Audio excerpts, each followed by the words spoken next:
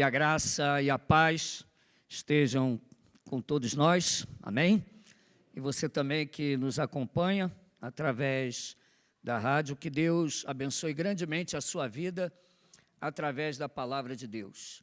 Eu convido os irmãos a abrirem a Bíblia, vamos abrir as nossas Bíblias no Evangelho segundo Lucas. Evangelho segundo Lucas.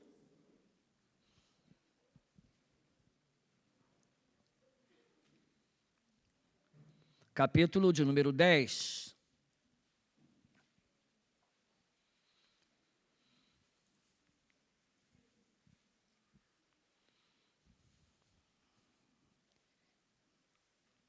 Lucas, capítulo de número 10, versículo 38 até o versículo 42. Lucas, capítulo 10, versículos 38 a 42.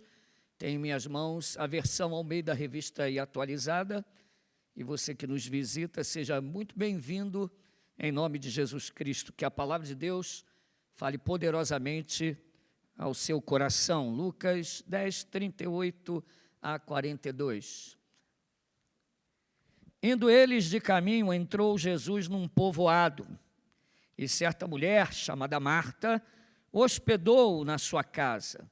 Tinha ela uma irmã chamada Maria, esta quedava-se assentada aos pés do Senhor, a ouvir-lhe os ensinamentos. Marta agitava-se de um lado para outro, ocupada em muitos serviços. Então se aproximou de Jesus e disse: Senhor, não te importas de que minha irmã tenha deixado que eu fique a servir sozinha? Ordena-lhe, pois, que venha ajudar-me.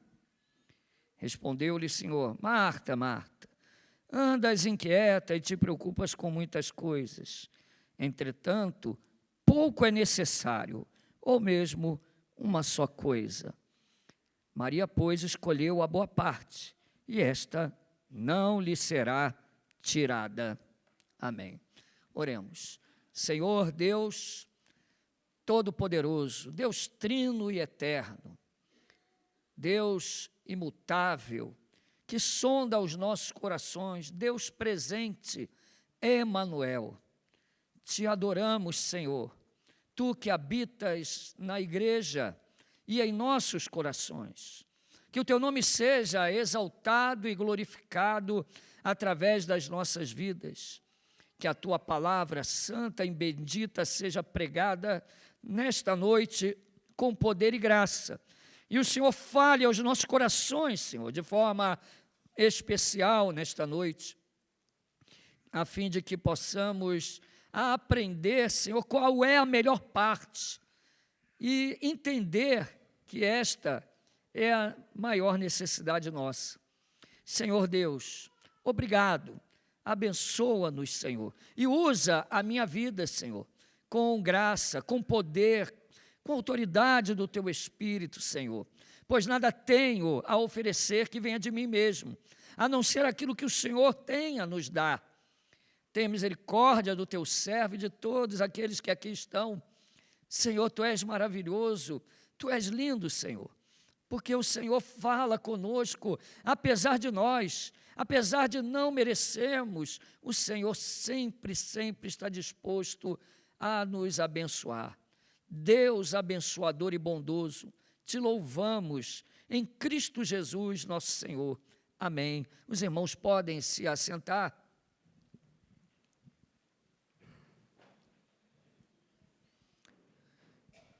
Nós acabamos de ler um texto que está no Evangelho segundo Lucas. Lucas é o terceiro evangelho dentre os sinóticos a ser escrito.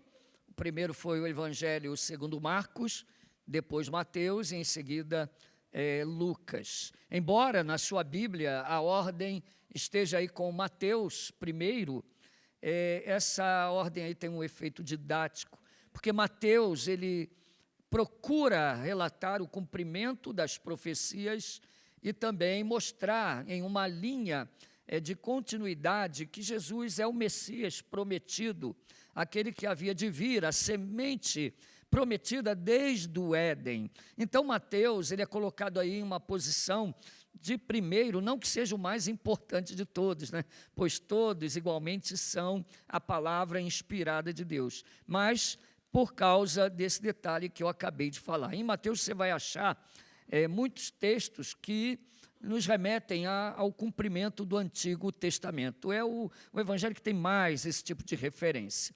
Mas Marcos foi o primeiro a ser escrito. E Lucas, um pouco depois, ele procura fazer uma pesquisa acurada a respeito do ministério de Jesus Cristo. Então, o evangelho de Lucas, ele traz algumas parábolas, é o evangelho que tem mais parábolas do que os outros, né? E traz alguns detalhes que os outros também sinóticos não têm, por exemplo, a visitação, o anúncio, o Magnificat, textos maravilhosos que nós encontramos aí no evangelho de Lucas. Mas ele faz parte do conjunto chamado sinótico, e João é um evangelho mais tardio, que foi escrito já no final do primeiro século da era cristã. Em João, nós vemos Jesus como Deus, o Filho de Deus encarnado. Bom, Lucas, ele traz essa narrativa que nós temos aqui em mãos e acabamos de ler. E antes de falar um pouco também do contexto a respeito dessa narrativa, eu quero fazer aqui uma reflexão com vocês. Eu creio que todos vocês ficaram diante de momentos em que tiveram que tomar alguma decisão e escolher entre fazer uma coisa ou outra, né? Nós sempre vivemos assim diante desse tipo de dilema, né? Onde nós temos que escolher o que é mais fundamental, o que é mais necessário, o que é mais importante, qual a melhor parte a se escolher.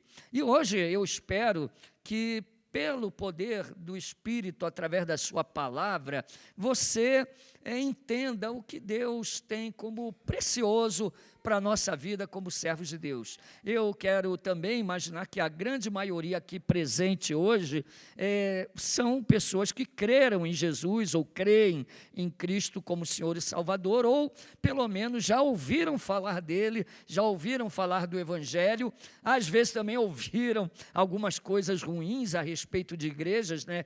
E eu não tiro a sua razão, porque nem toda igreja que se diz cristã é uma igreja verdadeira. Vivemos em uma época em que existem muitas igrejas falsas, né? E talvez você tenha ouvido algumas coisas que afastaram você um pouco, mas eu louvo a Deus porque você atendeu esse convite e veio aqui essa noite, ou ligou a sua rádio para dar atenção à pregação do Evangelho, e você fez bem em assim agir.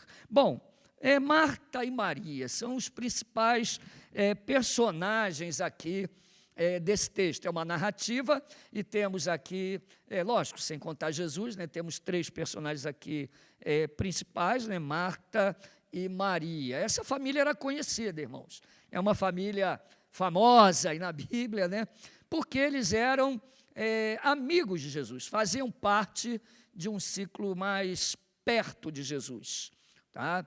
Era uma família que Jesus amava, pessoas que Jesus tinha como por autoestima, tá? Marta, Maria e Lázaro, uma família que ele gostava, esses 3 irmãos. A Bíblia não entra em detalhes sobre como era o restante da família, ou se tinha mais alguém, mas nós conhecemos esses 3 irmãos, Marta, Maria e Lázaro, né? Eles são muito conhecidos. Existem outras passagens que falam sobre Marta, Maria, por exemplo, João capítulo 11, inclusive um dos maiores milagres que nós vemos na Bíblia, que foi a ressurreição de Lázaro, o irmão de Marta e Maria, que está contado no Evangelho segundo João, no capítulo 11. Nós vemos lá que Lázaro, né, já estava cheirando mal, já havia alguns dias que havia falecido, e Jesus é avisado, ele vai até a aldeia onde Marta e Maria estavam, e ali nós vemos um grande milagre que mostra que Jesus ele tem poder sobre a vida e sobre a morte. Cristo, ele é Senhor da vida, ele é a ressurreição e a vida, e aquele que crer nele, ainda que esteja morto, viverá. Foi o que ele perguntou a Marta e também a Maria. Você crê nisso? Ele perguntou a elas, e nós cremos que Jesus, ele é o Senhor da vida, que ele é a ressurreição e a vida? Nós cremos, verdadeiramente cremos que Jesus é Senhor e ele é Deus, ele tem poder para dar vida aos mortos. Aliás, uma coisa interessante sobre aquela passagem, né, é que mortos não ouvem, né? Morto não ouve. Às vezes a pessoa passa a vida inteira maltratando o pai e a mãe, não liga para os irmãos, não liga para o avô, não liga para a avó, e quando morre só falta se jogar dentro do caixão, abraçar, beijar, quer pular dentro do túmulo. Não adianta, sinto te dizer que não adianta fazer isso, porque o morto não sente, ele não fala, ele não responde, ele não vai te abraçar, né? Ele não vai fazer isso, amém? Faça isso enquanto o seu parente, a sua esposa, o seu marido, o seu filho, o seu avô, sua avó, seu bisavô, enquanto eles estão vivos, faça isso. Mas Jesus é aquele que dá ordem e o morto ouve. Ele diz para Lázaro, Lázaro, sai para fora, e Lázaro sai. Então ele traz vida àquele que antes estava morto, e assim vai acontecer conosco. Jesus diz no Evangelho de João, dias virão em que os mortos ouvirão a voz do Filho do Homem e dos seus sepulcros se levantarão. E aí, como Jesus, o Espírito Santo pergunta a você aqui nesta noite, crês tu nisso? Amém? Quantos creem, digam amém? Depois desse episódio, João 11, o Evangelho de João está concentrado mais no final do ministério de Jesus, e logo em seguida, no capítulo 12, ele é convidado para ir a uma ceia. Adivinha na casa de quem em Betânia? Na casa de Marta, Maria e de Jesus, aquele que ele havia ressuscitado. Inclusive naquele jantar, naquele episódio, nós vemos que Maria, mais uma vez, está ali aos pés de Jesus. Essa é uma grande característica dela. Enquanto Marta servia o jantar, Maria estava ali aos pés de Jesus. E naquela passagem ela pega um perfume e derrama aos pés de Jesus, derrama no seu corpo, e ali ela enxuga os pés do Senhor com os seus cabelos. Né? Não confundir com a outra passagem, tá? Em que também uma mulher, ela quebra o vaso de alabastro, derrama nos pés de Jesus, beija os pés dele, enxuga com os cabelos, né? E os fariseus criticam, dizendo, se ele soubesse quem é essa mulher, ele certamente não deixaria ela se aproximar dele, né? Simão, o fariseu. Mas Jesus o repreende, né? Quem ama é aquele que adora, aquele que está perto, aquele que quer ficar com Jesus. Então, Maria, nessa passagem, lá em João 12, ela faz isso pouco antes de Jesus ser entregue para a morte. Mas aqui nesse episódio, aliás, vale também notar que do local onde Jesus estava para Jerusalém era perto, tá? Então Maria morava aproximadamente a uns 3 quilômetros de distância daquela aldeia até Jerusalém. Bom, esses são alguns detalhes, e aí nós chegamos aqui à nossa passagem, né, em Lucas capítulo 10, versículo 31 em diante. Essa foi a primeira vez que eles têm esse encontro mais próximo, tá? Esse aqui que está relatado no Evangelho de Lucas, capítulo 10, é a primeira vez que eles ficam mais próximos. Quem faz o convite? Vamos ver aqui o versículo 38. Indo eles de caminho, entrou Jesus num povoado, e certa mulher chamada Marta hospedou-o na sua casa. Então Marta convida Jesus para ficar na casa dela, para estar ali em sua casa. E ali ela vai servir, ela como toda dona de casa, toda preocupada em arrumar a casa, né? Eu vejo minha esposa, né, quando vai visita lá em casa, a primeira coisa que ela pensa é ficar arrumando a casa, passando pano, arrumando, botando as coisas no lugar, e aí as pessoas vão chegar lá de noite, aí vem os netos de tarde, aí desarruma tudo que ela arrumou, ela, meu Deus do céu, aí os netos saem, ela vai lá, arruma tudo de novo, né? E está ali preocupada, tensa, né? Sobre as visitas. Assim, são a maioria das mulheres, né? Ficam preocupadas, né, com o dia a dia, em fazer o melhor, em deixar as coisas em ordem. Marta não era diferente, e ela está ali muito preocupada. Ela é que recebe Jesus, ela é que chama Jesus para estar em sua casa. Então, nós podemos entender que eles já conheciam Jesus de alguma forma, sabiam sobre a sua fama. Aliás, onde Jesus estava, havia uma grande multidão que vinha atrás dele, sempre. Onde Jesus estava, todo mundo ia atrás dele. Alguns por interesse, né? Porque onde Jesus estava tinha pão, tinha milagre, não é? Tinha cura. Não é verdade? Quem não quer ser curado, né? Você perguntar aqui, quem quer ser curado? Todo mundo quer, né? Ninguém é trouxa, né? Quem quer prosperar financeiramente? Todo mundo quer, né? Todo mundo quer isso, né? E a multidão, muitas vezes, era interesseira, queria comida. Uma vez Jesus falou, esse povo vem atrás de mim porque eles querem pão. Eles estão interessados no pão. Obviamente, né, onde Jesus estava, havia abundância de pão, né? Lembra que ele multiplicou os pães para 5.000 pessoas, né? E por 2 vezes ele faz esse milagre. Ele era o pão vivo que desceu do céu. Ele mesmo estava presente lá no deserto quando dá o maná que veio do céu. Mas agora ele estava ali pessoalmente, o próprio Deus encarnado. E muitos seguiam Jesus por interesse. E eu espero que não seja esse a sua vontade, o seu objetivo, a sua finalidade nessa noite, né? Cristo tem muito mais a dar do que uma simples cura, né? Porque você pode ir para o inferno tendo a maior saúde nessa vida e você pode ter a vida eterna mesmo tendo um sofrimento com enfermidade nesta vida.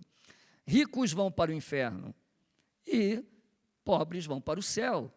Também ricos vão para o céu. A condição social não é aquilo que determina o seu destino futuro, mas o seu relacionamento com Cristo é que determina isso. Bom, aqui está Marta, preocupada, ela recebe Jesus, ela convida Jesus, já sabiam da fama dele, aonde Jesus estava, muita gente atrás, então elas já ouviram falar. Provavelmente ouviram falar dos milagres, ouviram falar o que Jesus fazia, e acima de tudo, ouviram falar sobre as suas palavras. E elas acreditavam nele. Marta, Maria e Lázaro acreditavam nele.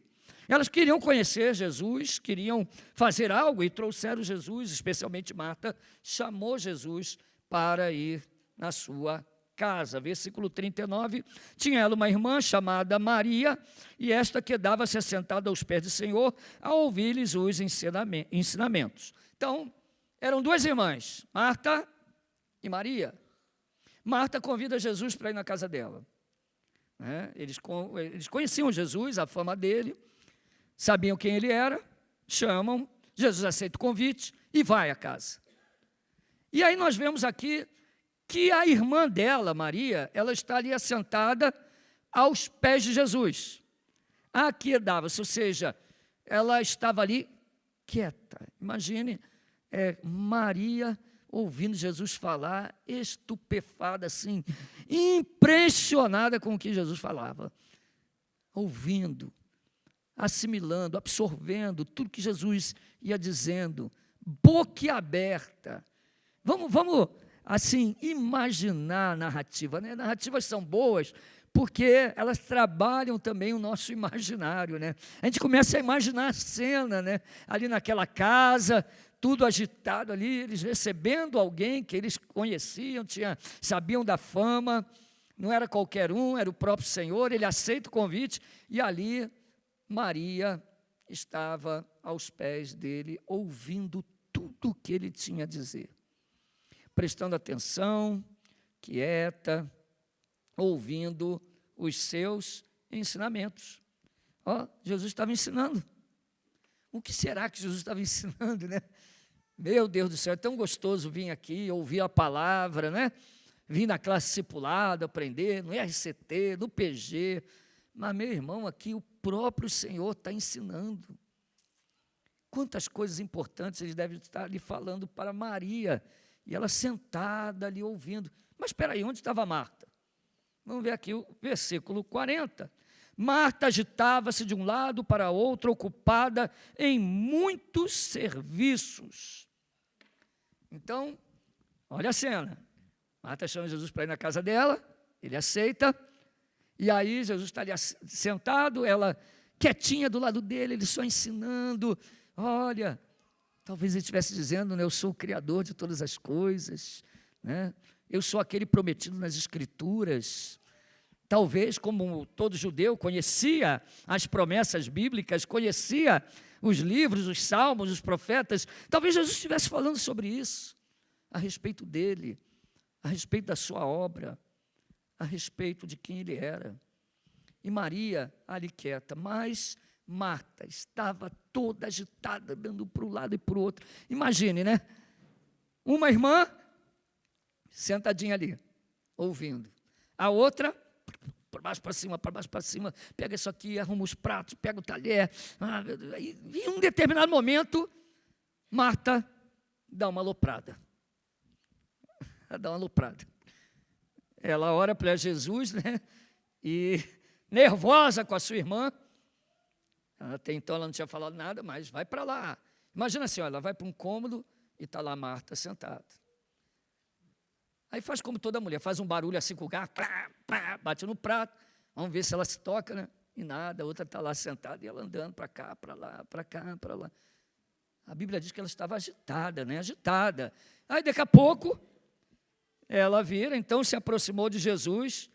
No meio da conversa lá, Jesus ensinando Maria, lá vem, aproxima-se de Jesus e fala.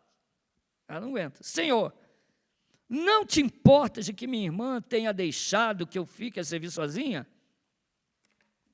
Ô Senhor, o senhor não se importa? A minha irmã está deixando eu trabalhar aqui sozinha. Estou aqui andando para lá para o outro, lavando as louças, arrumando talher, botando tudo em ordem, preparando todas as coisas aqui. E o senhor não se importa? O senhor não está vendo que eu estou aqui trabalhando para caramba? O senhor não está percebendo que eu estou aqui agitada, cansada, fazendo tudo, e minha irmã aí não está fazendo, em outras palavras, não está fazendo nada. Está aí sentada com a boca aberta aí do seu lado. O senhor não se importa com isso? Que ela me deixou trabalhando aqui sozinha?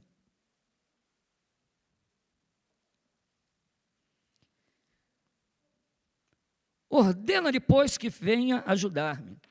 Aí é o auge do nervoso, né? Da neura mesmo. Ó, manda ela vir me ajudar. Manda parar de ficar sentada aí. Manda ela me ajudar, Senhor. Fala para fazer alguma coisa aí. Manda que ela me ajude. Meus irmãos, Marta estava mas tão atarefada, que ela não estava conseguindo ver o que realmente era mais importante, o que realmente era mais precioso naquele momento. Respondeu-lhe o Senhor: Marta, Marta, andas inquieta e te preocupas com muitas coisas. Marta, você está inquieta, você está se preocupando com tantas coisas, Marta. Entretanto, versículo 42, pouco é necessário, ou mesmo uma só coisa. Maria, pois, escolheu a boa parte, e esta não lhe será tirada. Meus irmãos, a nossa vida, ela sofre muitas vezes pelo ativismo diário, pelas constantes preocupações que nos tiram e roubam o tempo da nossa comunhão com o Senhor. Marta, ela conhecia Cristo também. As duas irmãs amavam o Senhor. Não é que elas não amavam a Jesus, ou que Marta não amava, ela chamou a Jesus para ir na casa dela. Certamente, ela também era querida. Certamente, Jesus também a amava. Porém, Maria, ela, num espírito de devoção, daquele que ama o Senhor e quer conhecê-lo cada vez mais, ela se assenta e escuta o que Deus tem a lhe dizer. Na nossa vida, meu querido irmão, nós muitas vezes estamos como Marta. muitas coisas agitam o nosso coração. Não que você não seja um crente, não que a graça de Deus não tenha te alcançado, não que você não tenha entregue a sua vida a Cristo ou crido nele. Eu não estou dizendo que você não o ama ou não crê nele. Mas muitas vezes, as nossas tarefas do dia, a nossa agitação, as coisas desta vida começam a nos sufocar e roubar o nosso tempo, a tal ponto que nós não sentamos para ouvir o que Deus tem a nos dizer.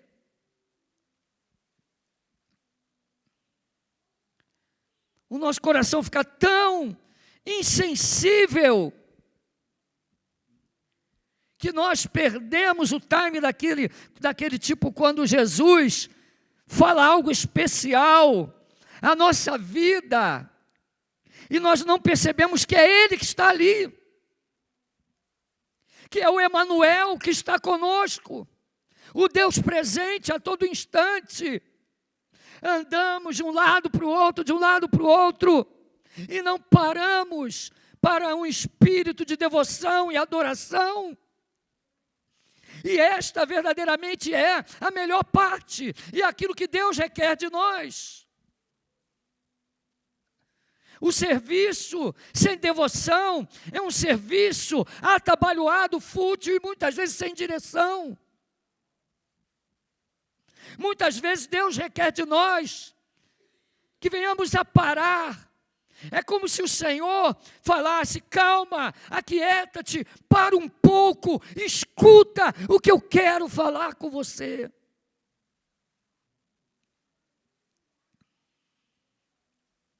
Essa noite, minha esposa teve um sonho. E eu também tive um sonho. Os sonhos eram diferentes, mas eles se referiam à mesma coisa. A temática dele era a mesma, mas o sonho completamente diferente.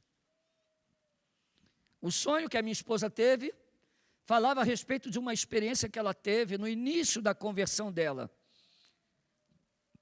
em algo que Deus deu a ela, que a gente pode contar até particularmente, para quem quiser saber, e eu prefiro que ela conte o que aconteceu com ela.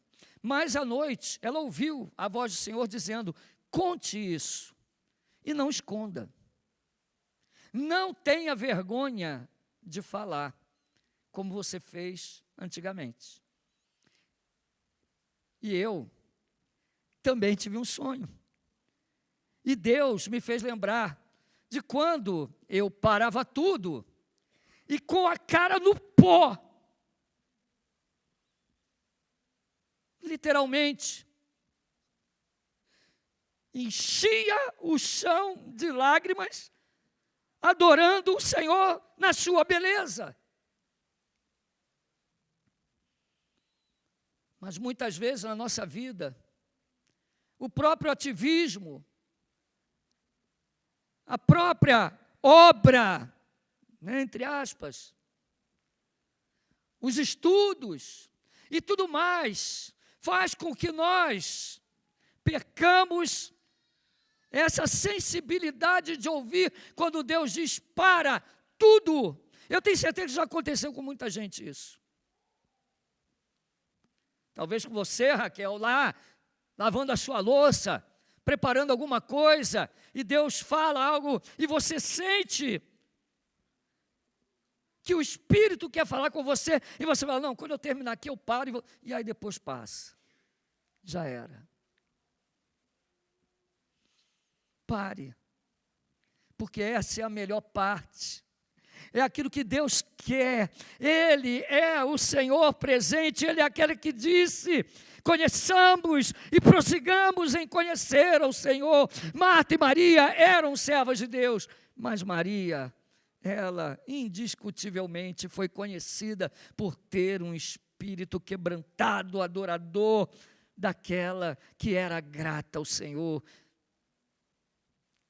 daquela que amava o Senhor, não a ponto de fazer as coisas atabalhoadas, mas amava ao ponto de parar e ter prazer em contemplar e olhar e ouvir a sua voz, falando com ela.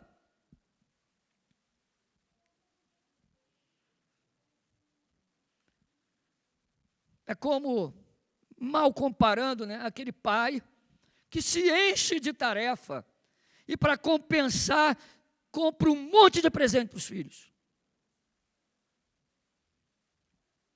Mas a melhor parte é você parar, andar com ele, conversar.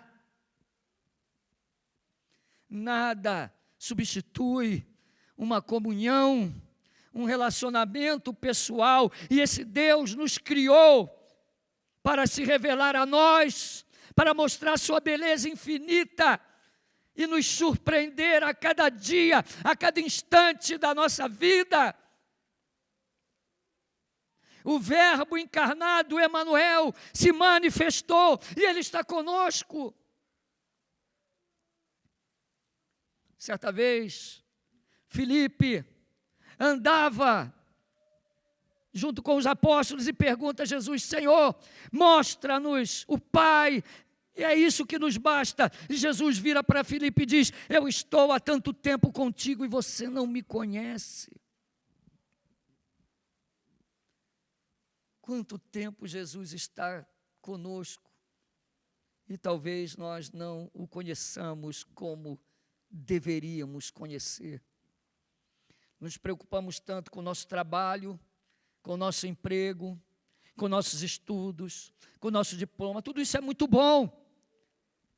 Jesus não disse que não vou atender o convite, isso não é bom. É bom, mas às vezes nós nos esquecemos da melhor parte. E a melhor parte é estar aos pés de Cristo. Às vezes também a própria obra na igreja pode tirar o nosso tempo da devoção. Tal dia eu estou dando aula, tal dia eu estou em tal lugar, tal dia eu estou em tal lugar. Amanhã eu vou tirar esse tempo com Deus. Não, mas amanhã não dá tempo, porque eu tenho que fazer isso, eu vou fazer uma visita, eu vou para cá, eu vou para lá, vou visitar fulano, vou visitar ciclano, eu vou para cá, vou tocar, eu vou para o ensaio, eu vou cantar, vou preparar, eu vou dar aula. E aí você vai postergando aquele momento em que Cristo está ali aguardando que você chegue aos pés dele e ouça o que ele tem a te dizer. Aí hoje eu parei, e como foi gostoso, irmãos, como foi gostoso. Deus falou coisas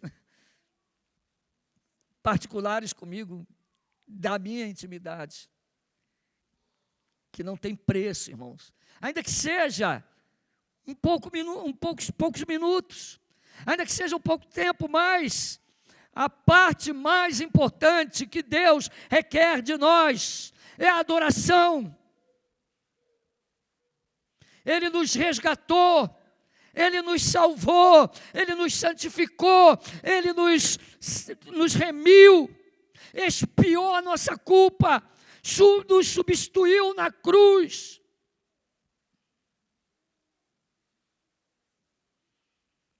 Demos tanto trabalho para Ele com os nossos pecados. E o que Ele requer de nós agora é um coração quebrantado e contrito, que pare e ouça e tenha prazer em orar. Não orações vazias e vãs. Quando a gente olha uma oração como aquela que a gente cantou, quando você pega orações de homens do passado, orações feitas por Agostinho, orações feitas, por exemplo, por puritanos. Quem não leu o Vale da Visão, eu aconselho você a ler Vale da Visão. Leia esse livro de orações puritanas. Quando a gente olha essas orações, quando a gente olha as orações da Bíblia, quando a gente olha as orações dos Salmos, quando nós oramos a oração dos apóstolos, as nossas orações são uma vergonha perto dessas. Orações repetitivas, rápidas, com pressa, que muitas vezes nós esquecemos e não lembramos nem do que estávamos falando alguns minutos atrás. O que o Senhor convida você hoje, a você que entregou a vida a Cristo, que sabe quem Ele é, que sabe que Ele é o Senhor, que Ele é o Salvador, que Ele é aquele que deu a vida por você, o Deus encarnado, o Emanuel, o Deus presente. Se você sabe quem Ele é, e o que Ele fez por você, o tamanho do que Ele fez, o que Ele requer de você hoje, é que você seja transformada de Marta para Maria. Que você deixe um pouco toda a sua agitação e na sua casa tire tempos e comece a adorar e dizer: Senhor, obrigado, obrigado pelo que o Senhor fez por mim. E fale com Ele da sua intimidade. Ele está ali para te ouvir e escute a voz dEle, escute o que Ele tem a dizer. E eu encerro dizendo e afirmando a você que todo serviço prestado a Deus, ele deve ser fruto de uma vida de gratidão e devoção. Martinho Lutero dizia que se ele começasse o dia sem orar pelo menos 1 hora, o diabo venceria. Vida de serviço sem devoção é problema certo. Eu já vi pessoas na igreja que começam trabalhando bastante. Trabalham, mas por não ter uma vida de constante comunhão com Deus, imediatamente começa a murmurar daquilo que faz, começa a reclamar, resmungar, achando que está fazendo muito, trabalhando muito, que está sendo sobrecarregado, que está sendo explorado, que está fazendo isso. Sabe o que é isso? É serviço fútil, porque falta adoração. Falta comunhão, falta parar e sentar e aprender. Não vou dizer nomes, né? Mas teve um irmão que chegou aqui na igreja, era um irmão novo na igreja, ele trabalhava muito, e ele falou para mim: olha, eu quero sentar e aprender, e depois eu vou servir. Nós precisamos sentar, aprender, e aí servir. Quando nós olhamos Efésios capítulo 2, versículo 8 e 9, todas as nossas obras de justiça, elas seguem aquilo que Cristo fez por nós. Elas seguem o dom de Deus na graça e na fé que Ele nos proporcionou. E aí sim, quando nós somos salvos e gratos a Deus, verdadeiros adoradores, aí nós podemos trabalhar e servir. Não de forma atabalhoada, desordenada, reclamando, mas de uma forma como Maria, parando e ouvindo. Que Deus nos abençoe, que Deus nos guarde de um tipo de serviço vazio, inquieto e que não produz nada, mas que venhamos a escolher a melhor parte. Amém?